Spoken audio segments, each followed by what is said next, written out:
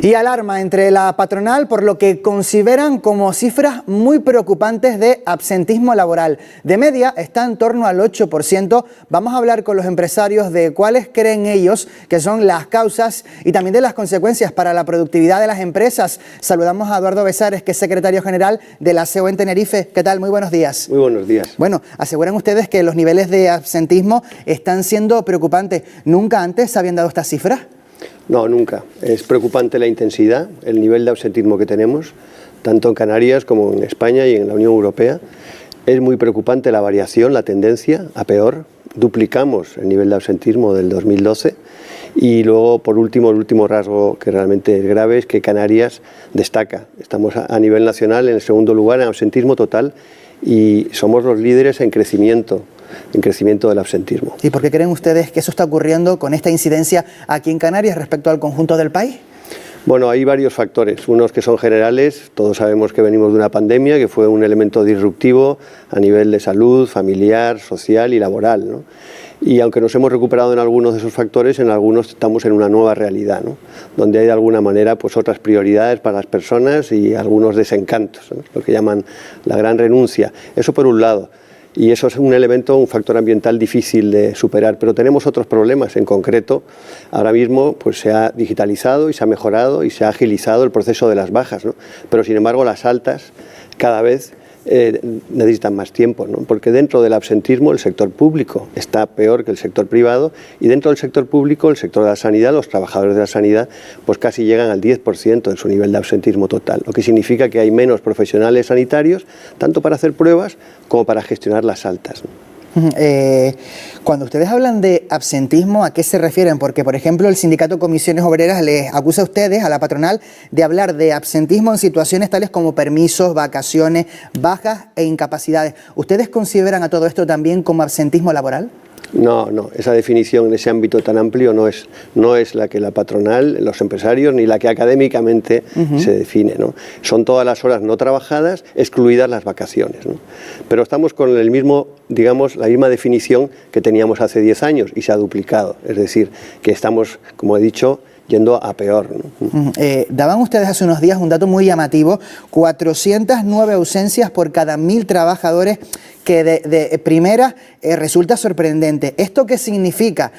¿Cómo se contextualiza? Que a lo largo del año, de cada 1000 empleados, más de 400 faltan alguna vez, que de cada 1000 empleados a lo largo del año hay 400 veces en las que alguien no va a su puesto de trabajo.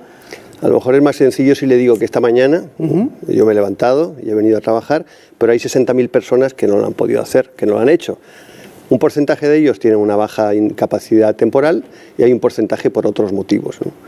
Como digo, no vamos a señalar hacia el trabajador, ¿no? Muchas veces el problema puede ser y es del proceso que tenemos del Servicio Canario de Salud, de gestión de la enfermedad y gestión del alta. Por eso, y yo venía aquí un poco a hablar de propuestas de soluciones, que es lo que la patronal está poniendo encima de la mesa, pues queremos, por ejemplo, que haya convenios entre el Servicio Canario de Salud, la Seguridad Social y las mutuas, ¿no? Para poder apoyar desde las mutuas al sector público, tanto en los tratamientos como en la gestión de la enfermedad, sobre todo cuando excedan de determinadas duraciones, ¿no? Y facilitar la reincorporación del trabajador. Todos conocemos personas que están pendientes de una revisión, pendientes de un especialista o pendientes de que me reciban para darme el alta. Si somos capaces de reducirlo, pues lo mejoraremos, ¿no? Es decir, el embudo por el que entra el personal que se va de baja, tanto de IT como no, cada vez es más amplio, porque hemos agilizado mucho el alta, pero la baja cada vez es más estrecha, porque además, al haber menos trabajadores sanitarios, pues hay menos posibilidad de dar altas y, consecuente, sube. Es un círculo lamentablemente vicioso, no virtuoso como debería de ser. Si somos capaces de acelerar, de abrir el embudo por abajo con esa colaboración público-privada, podremos reducir y a lo mejor volver a las cotas que teníamos hace 10 años. ¿Y hay predisposición, por ejemplo, por parte de Sanidad, de adquirir esta fórmula? Yo creo que hay una sensibilización de que tenemos un problema grave, más grave que en otras comunidades autónomas. En el País Vasco es el que lidera el absentismo, pero el País Vasco es de un perfil, digamos, sectorial preponderantemente primario, secundario, industrial, ¿no? Si hacemos una comparación, para producir un número de unidades en una industria necesitas 3 personas, donde en un hotel necesitas 18.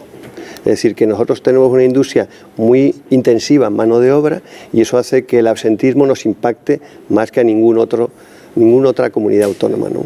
Durante el debate del Estado de la Nacionalidad, el presidente de Canarias, Fernando Clavijo, pidió a los empresarios que subiesen, por ejemplo, los sueldos en el sector turístico. Los sueldos son bajos y esto puede ser una consecuencia de esas cifras de absentismo laboral, le pregunto. Pues el dato que le he dado ahora le va a servir.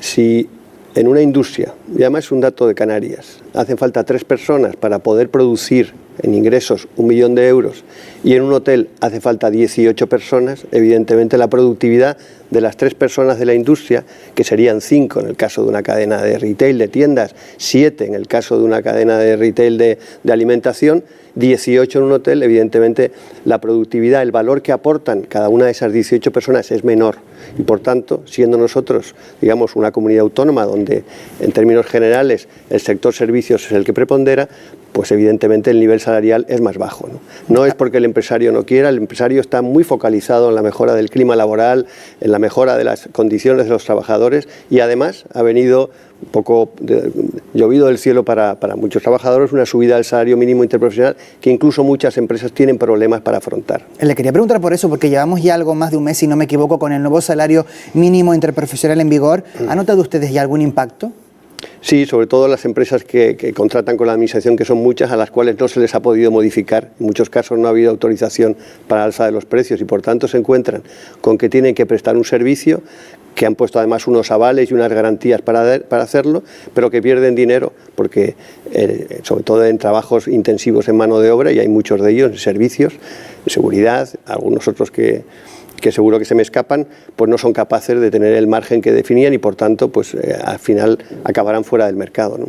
Y por ahora, ¿está teniendo impacto en el empleo? En el empleo va a tener impacto seguro y hay otras, he citado uno, pero hay otras actividades en las cuales de alguna manera lo que estamos es sacando a personas del mercado laboral porque el empleador es incapaz de seguir ese incremento del salario mínimo que no va acompañado de un incremento de la productividad, lamentablemente. Han dicho ustedes que también están preocupados por la prórroga de los presupuestos generales del Estado. ¿Qué es lo que más les inquieta? Bueno, la falta de recursos, digamos, esos presupuestos que venían ya tenían una serie de partidas garantizadas y ahora pues hay un importe que no estoy seguro si estamos en torno a los 400 millones de euros que no sabemos si van a venir, cuándo van a venir y estamos, como quien dice, ya en mitad del partido, ¿no? Y esto, si no llegasen esos 400 millones, ¿qué impacto podría tener en la productividad, en la economía de Canarias? ¿A qué sectores, qué proyectos, qué actividades consideran ustedes? Bueno, esa cantidad evidentemente afecta a todos y cada uno de los canarios, tanto por falta de inversiones como por falta de gasto. Pues Eduardo Besares, secretario general de la CEO de Tenerife, muchísimas gracias por habernos acompañado. Muy buenos días. Gracias a ustedes.